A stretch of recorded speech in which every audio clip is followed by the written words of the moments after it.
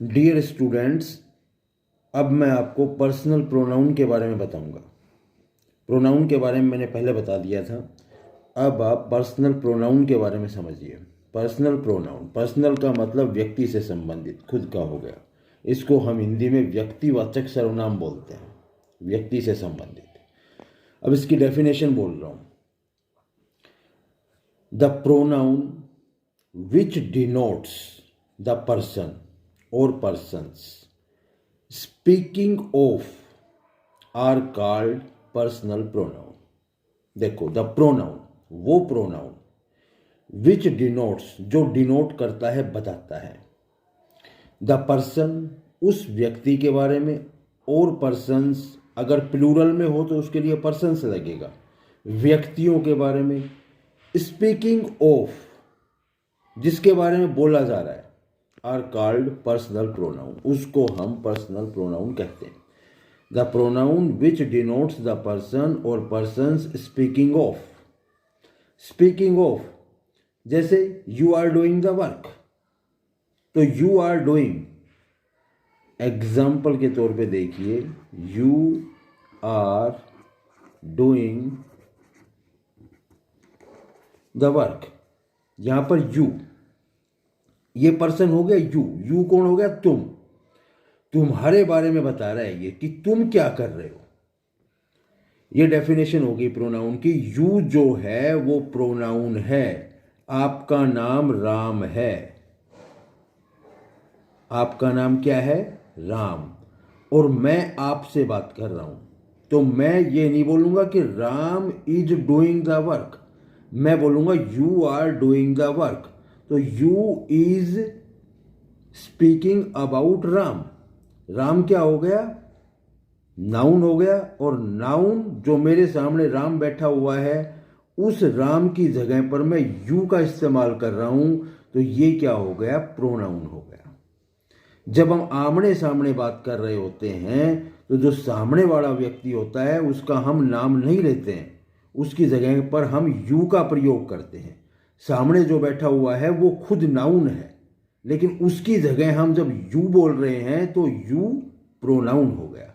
मेरे हिसाब से अब आपको समझ में आ गया होगा प्रोनाउन किस तरीके से, आई यू वी दे। अब मैं मेरे बारे में बात कर रहा हूं, जैसे उदाहरण के तौर पर देखिए, I am drinking tea, I am drinking water, क्योंकि टी सिप होती है, टी को हम सिप करते हैं। I am drinking water. तो अब मैं, आई है, आई, मैं खुद को ये थोड़ी बोलूंगा कि मेरा जो नाम होगा, अगर मेरा नाम राम है तो मैं ये थोड़ी बोलूंगा कि राम इज ड्रिंकिंग वाटर। मैं यही बोलूंगा कि आई एम ड्रिंकिंग वाटर। मैं खुद के लिए आई का इस्तेमाल करूंगा। मैं खुद आई थोड़ी हूं, मेरा भी कोई नाम है, लेकिन मैं अपना नाम ना लेकर के मेरी जगह पर आई का प्रयोग कर रहा हूं। इसका मतलब क्या हो गया? जो आई है ना, वो प्रोनाउन है। और प्रोनाउन किसका है? उस आदमी का है जो आदमी खुद अपने बारे में बोल रहा है। इसलिए आई प्रोनाउन है, यू प्रोनाउन है। नाउन तो सिर्फ नेम ही होता है, ये रिमेंबर रखना। किसी का भी नेम हो, नेम ही नाउन होता है। नाउन की जगह पर जो भी उसके स्थान पर आता है उसको हम प्रोनाउन बोलते हैं। आई मेरे स्थान पर आ रहा है, यू आप सुन रहे हो आपके स्थान पे आ रहा है। ही और सी थर्ड पर्सन जो अपने को सुन नहीं रहे, जिसके बारे में we are talking about the third person, उसके लिए हम ही, सी, दे, देम, वी वगैरह वगैरह यूज करते हैं। मेरे हिसाब से आपकी डेफिनेशन क्लियर हो गई होगी पर्सनल प्रोनाउन की। अब मैं आपको बोलता हूं forms of the personal pronoun. अब फॉर्म्स अच्छे से अंडरस्टैंड करिए।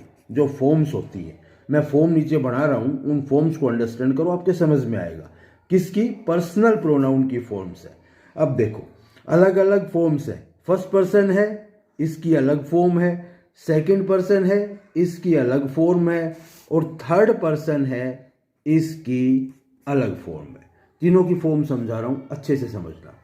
नॉमिनेटिव, नॉमिनेटिव केस होता है, पोजेसिव केस होता है, और एक्यूजेटिव केस होता है। तीन केस होते हैं, उन तीनों को अच्छे से समझने की कोशिश करें। Nominative, nominative in place of name. Nominative का मतलब होता है किसी के नाम, कर्ता के नाम के स्थान पर, कर्ता के नाम के स्थान पर नॉमिनेटिव। पोजेसिव, कर्ता के अधिकार के स्थान पर पोजेसिव। एक्यूजेटिव, जो कर्ता कर्म करता है उसके स्थान पर एक्यूजेटिव। कर्ता के नाम के स्थान पर जो भी वर्ड आता है उसको नॉमिनेटिव प्रोनाउन बोलते हैं। जैसे कि कर्ता है, फर्स्ट पर्सन प्रोनाउन बोल रहा हूं, सिंगुलर के अंदर आई हो जाएगा और प्लूरल के अंदर वी हो जाएगा। ये फर्स्ट पर्सन के प्रोनाउन है। कौन से प्रोनाउन है? पर्सनल प्रोनाउन है, फर्स्ट पर्सन। मैंने अभी आपको ऊपर समझाया था आई और यू किसके स्थान पे आ रहा है, तो आई और वी किसके स्थान के ऊपर आ जाएगा? हम सबके स्थान पर आ जाएगा वी। बहुत सारे लोग होते हैं, राम, श्याम, घनश्याम वगैरह वगैरह नेम है, तो उनके अलग अलग नाम ना लेकर के हम जब प्रोनाउन रिप्लेस करेंगे तो उसकी जगह पर वी लिख देंगे। Is that clear? इसको नॉमिनेटिव केस बोलते हैं। नॉमिनेटिव केस के अंदर आता है आई और वी। पोजेसिव केस के अंदर आता है माई और माइन। जो सिंगुलर है आई का हो जाएगा माई और माइन। पोजेसिव का मतलब अधिकार दर्शाना।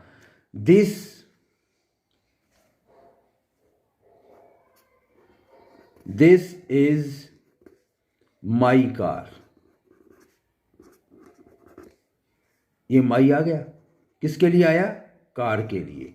ये कार के ऊपर पोजेशन दिखा रहा है, अपना हक दिखा रहा है। This is my car, this is your house. जैसे कि किसी का हक, ये अवर।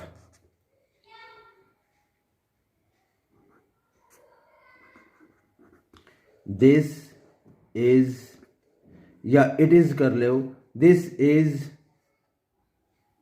Our village. किसका हो गया? हमारा। ये पोजेशन हो गया। ये जो विलेज है ये हमारा है, ये जो कार है ये मेरी है, इसको हम पोजेसिव बोलेंगे। इसी तरीके से एक्यूजेटिव हो गया, the work is done by me. The work is done by me. अब मी किसके लिए आया है? इस वर्क के लिए। जो वर्क है ना, इसको हम कर्म कारक भी बोलते हैं। जो वर्क है ना वो किसके द्वारा किया गया? मेरे द्वारा किया गया। The work is done by me. तो मी कर्म क्या था? वर्क किया किसने? मैंने। तो the work is done by me, ये कर्म कारक हो गया। इसको एक्यूजेटिव बोलते हैं। जो पहला था इसको नॉमिनेटिव केस, दूसरा था इसको पोजेसिव केस, तीसरा था इसको एक्यूजेटिव केस। मेरे हिसाब से आपके समझ में आ गए होंगे। एक्यूजेटिव केस है, उसके अंदर मी और अस हो गया। Is that clear?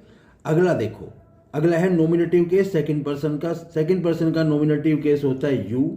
Possessive case होता है यूवर और यूवर्स। एक्यूजेटिव केस होता है यू। ध्यान रखना, नॉमिनेटिव यू, पोजेसिव यू और यूवर्स, एक्यूजेटिव यू। इसी तरीके से थर्ड पर्सन का देखिए, नॉमिनेटिव केस होता है ही, सी।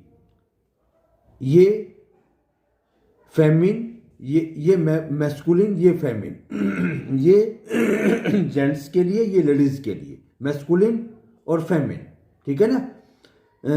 और इट और दे, ये प्लूरल होगा, ये प्लूरल के लिए। ही का हिज हो जाएगा पोजेसिव, उसका, और एक्यूजेटिव हो जाएगा हिम। सी का हर, हर्ज और हर। इट का इट्स और इट, और दे का there, theirs, them.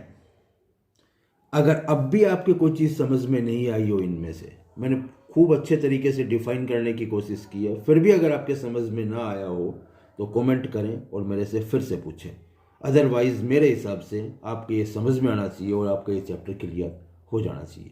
Thanks. Next का वेट करें, कल मैं आपको नेक्स्ट कराता हूँ। ओके।